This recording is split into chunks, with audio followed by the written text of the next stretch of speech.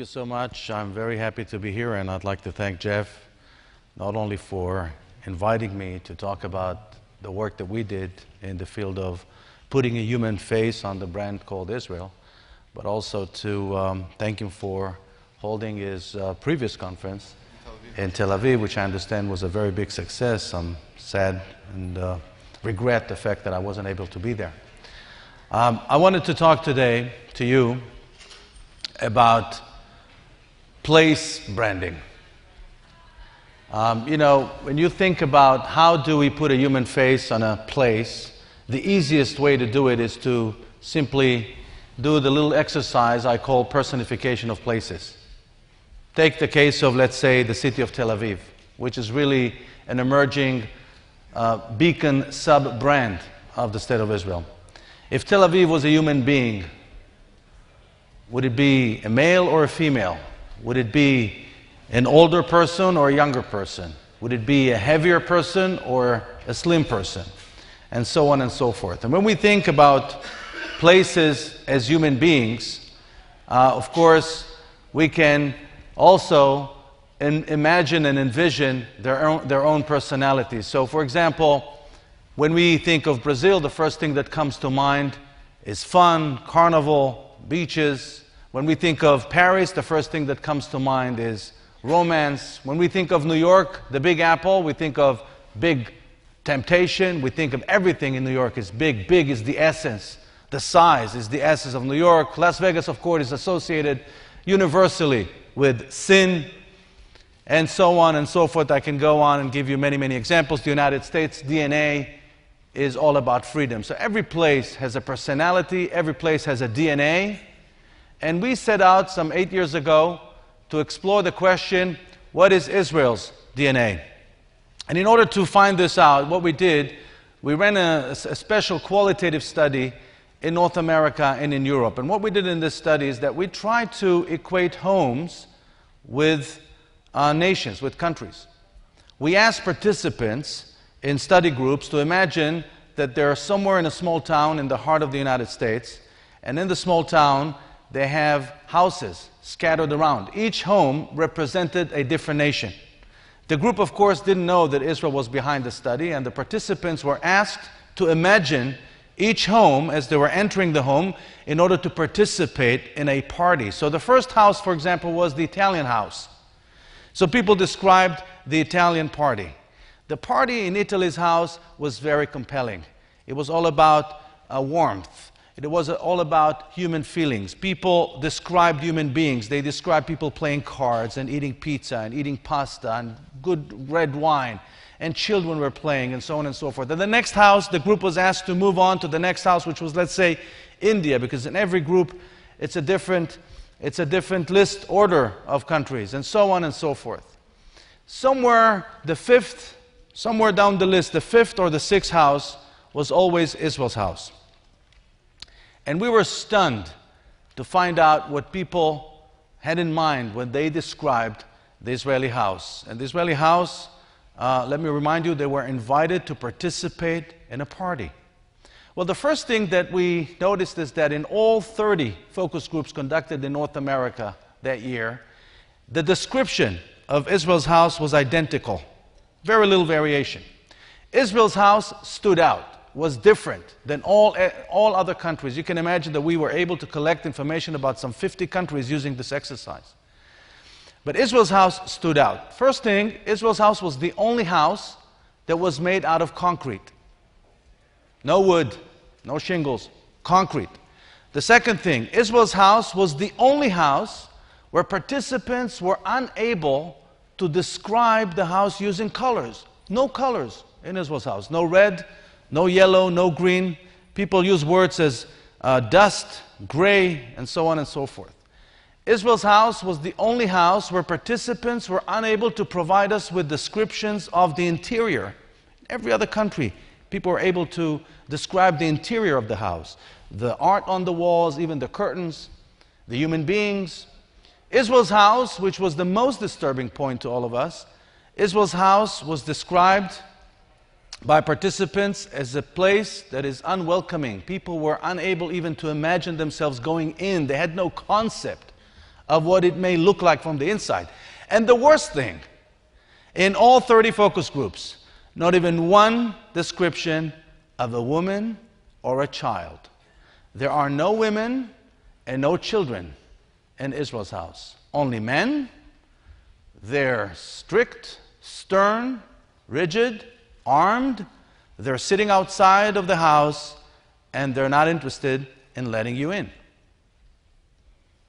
Now, these people were in fact describing a military bunker. That's what they were describing. They were not describing a home, a military bunker. We realized that we have a major problem. See, in every place where you go to visit places and you experience the place, there's always going to be a gap between my actual experience and the image I had in mind before I went there. But only in the case of Israel, the gap is so dramatic. People were not describing normal life in Israel. People were describing only harsh military reality. And we know that the problem stems from this. I want you to imagine that you're all now participating in a study group, and I'm doing something very unusual. I'm asking you to take this person. I'm bringing this person into the room. His name is, let's say, give him a generic name, Jim Smith. You know nothing about Jim Smith. I'm asking you to rate Jim Smith on a scale of 1 to 10. I can tell you statistically, most people, since they have no reason to give him a 10, they have no reason to give him a 1, most people will give Jim Smith a 5. Makes sense, right? Then I would ask Jim Smith's next-door neighbor, Bob Jones, to come into the room. And Bob Jones has something to tell you about Jim Smith, whom you just gave a 5. Bob Jones will tell you, Jim Smith stole a piece of property from me, invaded my land, put a fence, now I won't give it back. And then I would turn to you and I say, well, where would you put Jim Smith now? You heard what his neighbor said about him. And I can tell you again, statistically, in the eyes of most people, Jim Smith goes down in terms of his image, in terms of his likability, goes down from 5 to maybe 4, possibly even 3. Then I will bring in Jim Smith himself to defend himself, to make his case. And Jim Smith will tell you, well, Bob Jones is lying, the land is mine, and so on and so forth. And then I would turn to you again, and surprise, surprise, Jim Smith reinstates his position to number 5. And that's the way it's going to be. Now imagine that this is the way it's going to be for the next 45 years. Every time that you will see these two people, the only thing that they will talk to you about is the dispute between them. They will brand themselves in your eyes only in terms of the dispute between them. As a result, you, the consumer, will lose the ability to know who they really are. And they will always doom themselves to get 4, 5, or maximum 6 on your scale. Even if they deserve a 9 or a 10, you'll never give them a 9 or 10 simply for the reason you have no idea who they really are. And that's exactly the problem that we face now. The problem that New York City faced in the 70s when it was branded as the world's capital of crime and corruption. The same problem that other places, and by the way, New York does serve as our inspiration in our journey to improve our country's image and its overall positioning. You know, sometimes government are interested in conveying unilaterally, transmitting unilaterally a message. They tell the story about this guy who's walking down the street, runs into an old friend, and he sees that the friend has a penguin marching behind him. He says to him, hey, do you know there's a penguin behind you? He said, yeah, of course I know there's a penguin behind me. So what are you going to do about it? I suggest you take the penguin right away to the nearest zoo. The friend says, it's a wonderful idea. He sees the same friend again the next day with the same penguin marching behind him. He says to him, hey, didn't I tell you to take him to the zoo yesterday? He said, yeah. Yesterday we went to the zoo. Today we're going to the movies. The point of the story is that sometimes organizations, institutions are preoccupied with the need to convey their message, and they do it in a very unilateral, one-sided manner. We learned, like many other governments, that it's really not about what you say, it's about what they hear. People have a tendency to process information through their own emotional, subjective filters. And the first thing that you need to do is to study your audience before you develop a strategy. And of course, when you study the audience, you realize it is really not about winning a debate, it's about building relationships. And we learned that several years ago and entered the realm of social media and cyberspace very vigorously. Meet Srulik. Srulik was Israel for many, many years. Srulik was designed by an Israeli cartoonist. His name is Dosh. You can see this was the way Israelis saw themselves for many, many years. He was a national icon, still is, a mascot, if you may. Srulik, as you can see, is young, is very humble, seems fragile but determined at the same time, very optimistic. He smiles, has this permanent smile, and is looking up there to the future in a very optimistic outlook. This is the way we saw ourselves for many, many years. But because of that argument, you saw that argument between Jim Smith and Bob Jones. We defined ourselves to the world only in terms of the argument. What happened to Srulik? Srulik became a soldier. No longer the average, maybe farmer, maybe kibbutz member, maybe second generation to Holocaust survivors. In the eyes of the world, the same Srulik, the same kibbutznik or the same farmer became a soldier. And you know what happens to people like football players and others when you put a helmet on their heads? What happens to them? You lose the ability to see their face. And our goal today, and I think that we are in a unique position because of the unhappy geopolitical circumstances of our region, our goal today is to take the helmet off of Srulik's head. And the way to do it is to celebrate the values that our research discovered that are of interest to the world. When you look at Israel's personality, and I go back to the element of personification, if you look at Israel's personality, what is it in us, the Israelis, that may be perceived by the world as attractive? So first of all, it's the tremendous degree of innovation and creativity that exists in Israel. The informality, the spontaneity, the energetic, the energy, the outgoing nature of the Israelis, the straightforward attitude of the Israelis that may be sometimes unpleasant to some people, but very characteristically Israeli. And of course, the warmth, the fun, the argumentative nature, the analytical nature of our society. All those things can be and should be highlighted through a massive campaign of niche conversations. And this is the real conversation that we're engaged in today. We identified 6 areas that are relevant to people all over the world. We know that they are relevant because we checked it. We tried to put the human face on the brand Israel by broadening the conversation so it will not just be about the argument between Jim Smith and Bob Jones. It will be about things that people are interested in. Lifestyle and leisure, a big issue for us. Israel has a lot to offer when it comes to lifestyle and leisure, whether it's architecture, product design, fashion, food, wine. There's an emerging Israeli cuisine, an emerging Israeli fashion industry. You look at the environment, Israel has 3 clear relative advantages there. One is desert agriculture, the other is renewable energy, and the third is water management and water desalination. The people and the heritage, a tremendous story of Israeli diversity that was never really effectively told. We can now tell the story using the internet. There are over 120 ethnic groups represented in Israel, a country of 7.8 million people. There are over 80 languages regularly spoken in Israel. People have no idea that we have in Israel people from Ethiopia and people from Russia and the Ukraine and other countries. Culture and the arts, again, a big celebration of what Israel has to offer in this field, an emerging film industry, an emerging entertainment industry that is becoming a major provider of content even to American television outlets like HBO, Fox, and others. Literature, modern dance, so many other things to celebrate. Israel's best-kept secret is another very effective conversation to every person who's interested in human rights and humanitarian aid.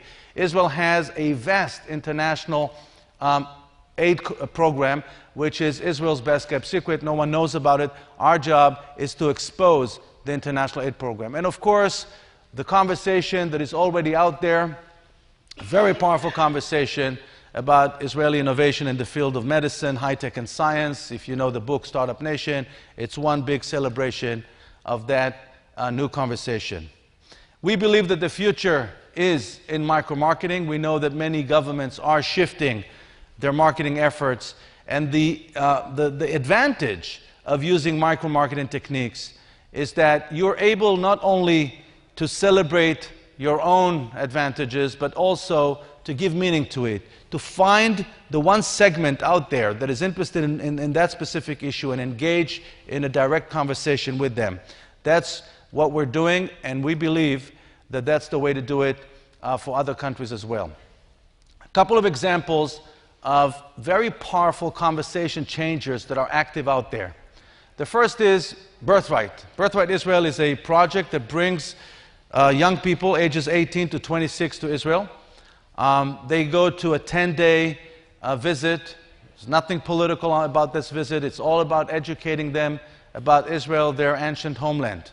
I can tell you 360,000 young people participated in Birthright to date, and Birthright proves itself to be probably the #1 conversation changer that Israel has today. Why?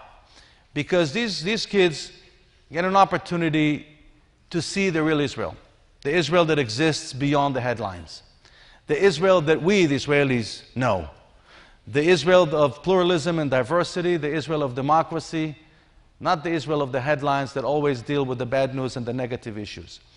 And you can think about the impact of it just by, calculating the number of images that those kids post on their Facebook pages and elsewhere in cyberspace. 360,000 people, I think they probably have 200-300 friends on Facebook on average. Each posted probably 500, 600 pictures on their Facebook pages from those 10 days. It's unbelievable. My daughter was on Birthright several years ago with a group from Stanford. She's still in touch with some of them online.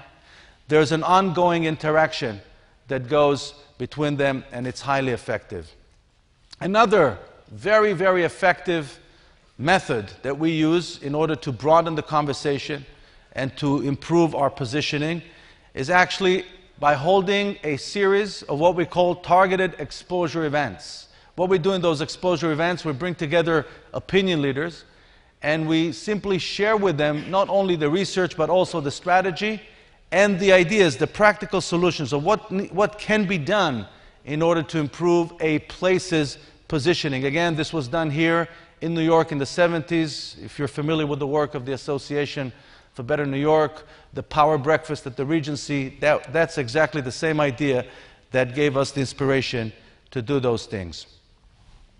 Last story that I'd like to share with you that maybe will shed some more light about what really is the bottom line of place branding, whether it's Rio de Janeiro, Tel Aviv, Jerusalem, or Barcelona. They tell this story about Golda Meir. Golda Meir was our prime minister from 1969 to 1973, 74. Golda, in 1972, was asked to host in Israel the German chancellor at the time, whose name is Willy Brandt. And someone wisely advised Golda, if you want to impress Willy Brandt, the German chancellor, you should take him on a tour of German architecture in Tel Aviv. I don't know if you know that, but there's about 4,000 Bauhaus buildings in Tel Aviv alone. So she did. She showed him Bauhaus in Tel Aviv. He was very impressed, and they concluded the tour in a place in Tel Aviv called the Habima Square. Habima is our national theater. And she told him, well, this is our national theater building, Habima, and right next to it, she said, is the Man Auditorium, Tel Aviv's Performing Arts Center. And Willy Brandt was shocked. He said, oh my God, I can't believe you, the Israelis, made a decision to name your own performing arts center after the famous German author Thomas Mann? And Golda said, no. We named it after Freddie Mann from Philadelphia.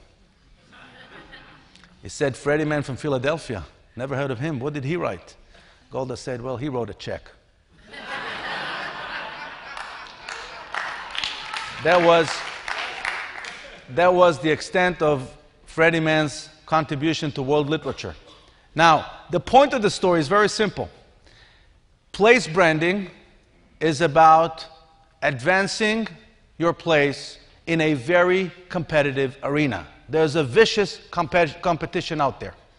The competition is between cities, counties, and countries. And it's important to be right. It's important to win debates. But it is no less important to be attractive. If you want to be attractive, you have to maintain your competitive edge. Our competitive edge is the unbelievable degree of creativity and energy that exists in Israel, the spirit of the Israeli people, as was articulated in the book Startup Nation. But we have to remember that the most effective way for us to celebrate that unique Israeli spirit is using social media, and that's exactly what we do. We have tens of thousands of followers. Hopefully some of them follow this presentation right now. And I'd like to thank you for your attention, and I'll be talking to you later at the reception. Thank you so much.